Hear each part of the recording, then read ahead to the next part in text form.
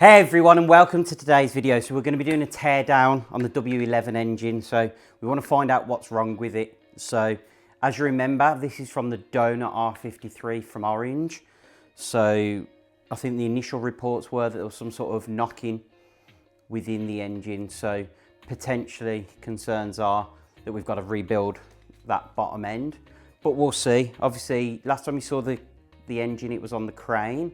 We've now switched it over so we can rotate the engine and look underneath as well and work on this on the engine stand, so it's going to be a lot easier. To do that, obviously, we've had to remove the clutch and the flywheel.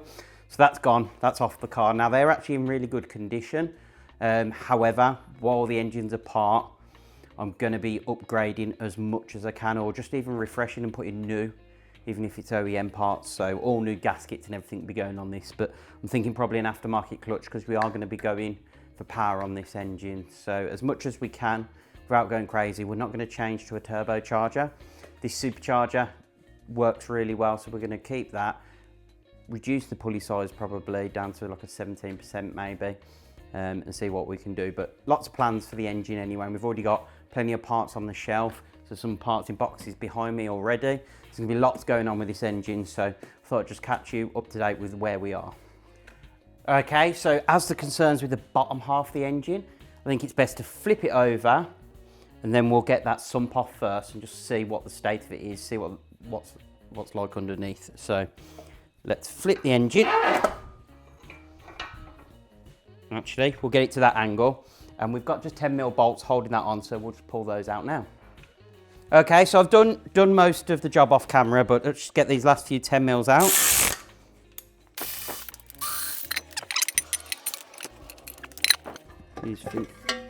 There we go.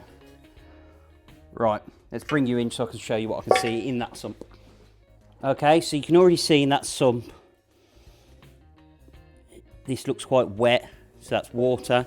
And if we see right on there, bit of mayonnaise.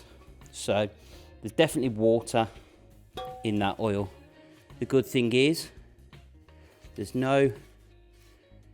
gloopy, but there's no metallic bits in that, which is a good sign, hopefully, that there's not too much damage in terms of the engine. Yeah, there's just, you can see it as you mix it through, sort of mayonnaise type. If we clear all that goop, you can see there's loads of just crud in there, but it doesn't feel metallic, which is a good start. Okay, so let's rotate that engine round. There's a lot of weight in that, so it went quite quickly. Let's bring you in and show you inside the block. Okay, so here's in the block, you can see we've got the oil pickup. That seems to be reasonably clear. There doesn't seem to be much in that. Now, there's no sump gasket because we'd already pulled that out of the way, so don't panic, it has had a gasket on, as you can see by the lines. But everything in here, so you've obviously got the crank down the middle, everything seems pretty good condition. Okay, so one of the things I'm obviously worried about is rod knock on this engine. That was the thing I was told was wrong with it. So apparently if you pinch the bolts and move that way to that way, that's where your knock would show. So if there was any clicking, you would hear it. So I'm going to shut up and just do it across all of them so you can hear. Hopefully there's nothing wrong. Rotate that engine and check the end ones. So there is no movement front to back. So from what I understand, there should be a little bit of movement left to right, which there is with these, but there is nothing front to back. So for me, that is really good news, hopefully, for this bottom end. So I had Rich Everett just take a look inside here as well. And again, just get that out of the way. But you can see, there doesn't seem to be anything too disastrous in there. So there was water, I think, sloshing around, but everything from the bottom end, I'm told, is actually seems in really good condition, which is a good start because we were worried that we were going to find something pretty wrong in here. We should be able to turn over that engine as well, so let's do that now by hand. Okay, so what you can do is you can actually put a 15mm socket on the end here and turn over the engine manually.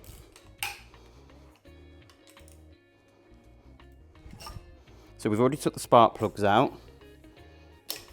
And I'll show you the state of those in a minute. To be honest, I think that Orange probably put new spark plugs in. But there's nothing drastic when we're turning over by hand, nothing seized. That's a good start. So you can see everything is working as it should. There doesn't seem to be any odd noises or anything either. So that's a really good start.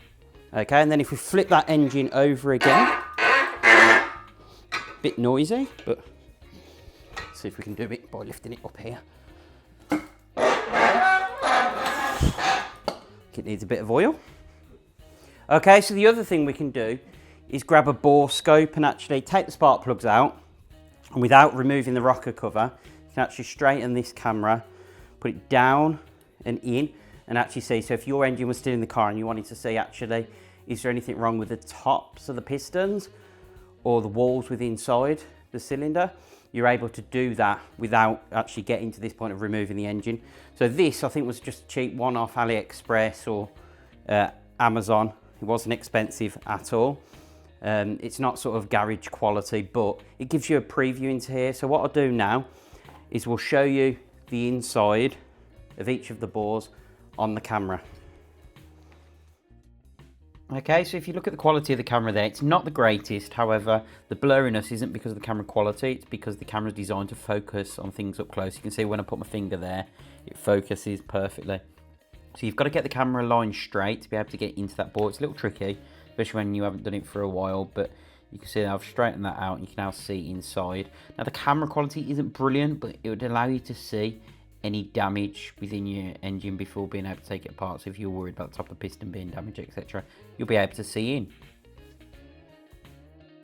Okay, so you can see when we were getting that borescope into there. So I want to see how bad it is inside there before we know how we actually have to repair. But I think to do that, we need to get the rocker cover off. Now, I was quite unlucky with my rocker cover because these little bolts that go around the outside, so they can corrode, so especially the front ones where water can sit, they actually corroded, so I had to basically hammer a smaller socket on to be able to remove those. But the rocker cover's now off. You can see, again, the gasket's out. There's no point looking in there. Again, nothing is out of tolerance in terms of in the head. We've had a quick look through, but for me, I'm not too fussed about this head because of what's in that box down there, but we'll cover that in a later video. So what we need to do is get this head out the way so that we can start looking at the top half of the engine. So we're going to pull the head now. Obviously I'm not fussed about timing, etc., because of us having to redo this whole engine, so I'm not having to worry too much about the chain and keeping it in position. And this obviously isn't a how-to, it's more just explaining what my process is around pulling this engine apart. But I need to get these out the way so we can get to some of the bolts, to get these bolts in here out the way before you can then get to the bolts that are holding the head against the lower half of the engine. So let's pull this head off now. We'll do just a bit of a time lapse because again, this isn't supposed to be a how-to video. We'll pull that out the way and look inside the engine.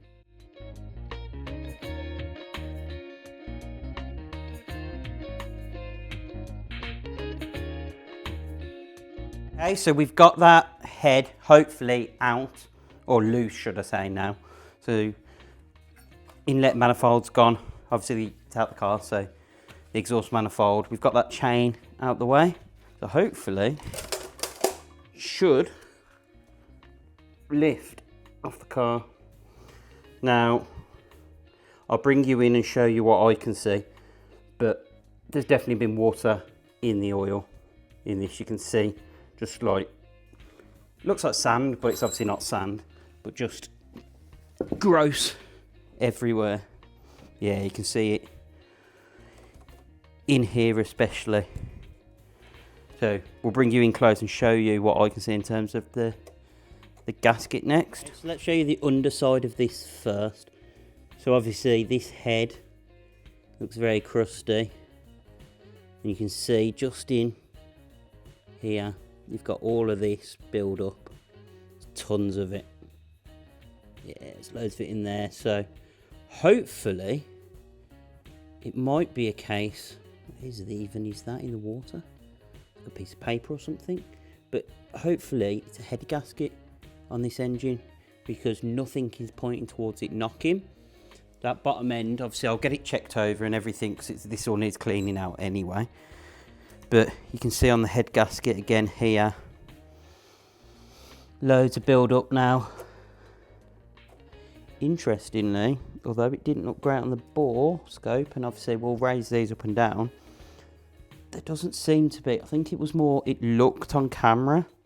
We'll get a torch in a minute and show you inside these properly, but they're actually looking in really good condition. Okay, so if we get the light in there and get it to focus, I may have got away.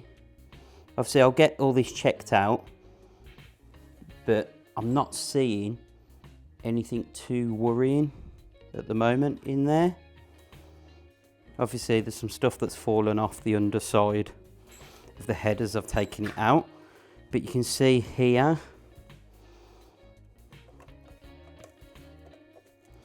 whether this has failed, maybe this gasket, and water is just getting, and oil have been mixing through this way. But hopefully this bottom half of the engine might be salvageable without a rebuild.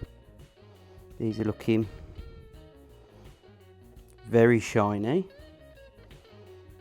and all the crap in there I think has just dropped off the bottom of the head. As you can see, there's loads of build up on the gasket.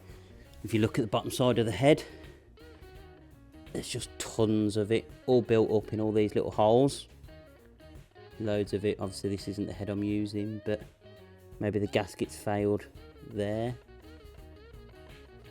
Okay, so another sort of clue to what probably went wrong with this car. So this is the oil filter housing. Then you've got the heat exchanger. So it uses water to basically cool down the engine oil rather than having a radiator at the front of the car. Now, when I was removing this was one of the last things, so I just cut these pipes because I wanted to replace any rubbers like these anyway on the car, so they won't be going back on. It made it easier. But when I've just removed these,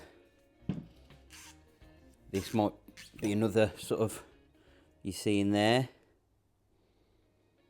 sludge again. So that sludge that we found in the engine obviously has made its way in here and blocked in here as well, so that's not going to help. So I think everything's pointing towards the car probably overheating, because if this is blocked, it's not going to be cooling the oil either. So there's another symptom there, but we're probably doing away with this part anyway. On the car, I think I'll probably have an oil cooler mounted to the front of the car rather than using this. But if I do go for this setup, I'll just obviously buy a brand new one. Okay, so I'm thinking I'm going to carry on tearing down the engine, because I want to send this off anyway and get it all cleaned out or whatever we do. The supercharger, we're going to whip all of this off as well, because I want to get this all sorted, cleaned up, service the supercharger, etc. So I might as well get it all off. So I'm going to send these off for powder coat, I think, as well. So let's just quickly strip all the engine apart. Okay, while we've whipped that off, obviously we can see the supercharger. So if I rotate the pulley, you can see we've got the Teflon coated supercharger, which looks to be in really good condition. There's some oil in there. Not sure whether that's supposed to be there or not, but again, we'll service and clean all of this and get everything perfect before it goes back on the car. But it's good to see, obviously, because it's a facelift engine, we've got those Teflon coated supercharger blades.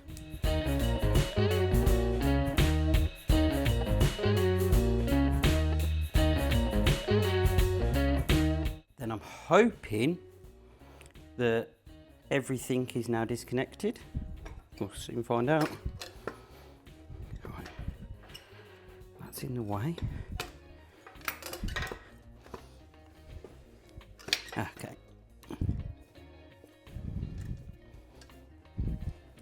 one bolt left, which is I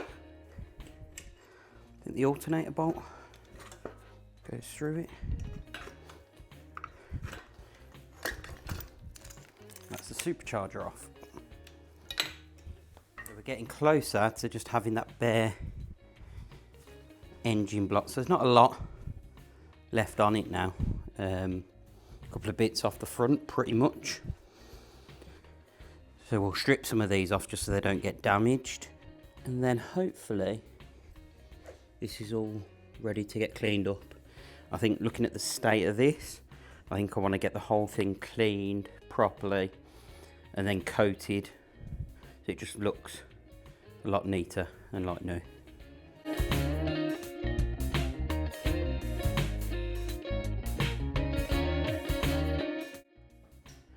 Okay, so that was a super quick teardown of the R53 engine, so the W11.